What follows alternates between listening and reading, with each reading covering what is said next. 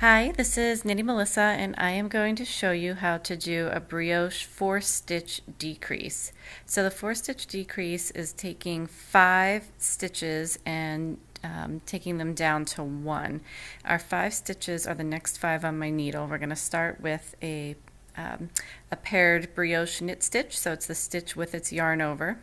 Then the single stitch, and this is the stitch we knit on the last round where we knit the paired stitch with its yarn over, and in this round we would just slip that one, but that one, another paired stitch, another single stitch, and a paired stitch. So those are our 5 stitches that we're going to work over, and we can think of them as A, B, C, D, and E, going from right to left, where C is our center stitch.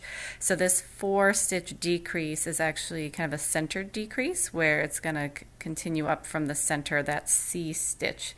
We need a little locking stitch marker that is going to help us do this decrease, so I'm going to set that aside until I need it. And the first thing that we do is, now the stitch before this was our yarn over slip stitch. So you'll see this, my working yarn is in front, and it's going to create the yarn over to be paired with this brioche knit on the next round. So it's going to do that yarn over as we're doing the decrease, so just kind of keep that in mind. Alright, so the first thing we're going to do is we're going to slip our first stitch, or the A stitch, knitwise, and we're going to slip the second in single stitch knitwise. That's our B stitch. Our C stitch we want to put on the little locking stitch marker, so include the yarn over, treat those as one stitch, and just kind of hang that in front, leave it hang out a little bit, okay?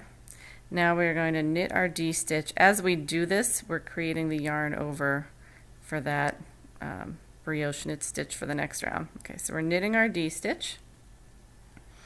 And now we're going to pass, so we had slipped the A and B, we're going to pass B over and off of the needle. Now we're going to put the D over onto our left needle, and we're going to take our stitch that was our E stitch and pass that over and off there. Now we're putting the D back on to the right needle, passing our A stitch that we had slipped over and off the needle here. Now we're going to take the C stitch that's been hanging out here, put it back up on our left needle, move the D stitch to that left needle, and take the C stitch, we might have to snug up that D a little, over and off.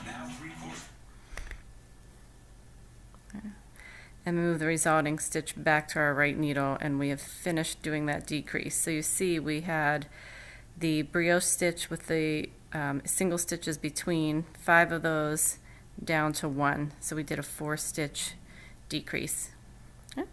And that's it. Thanks for watching.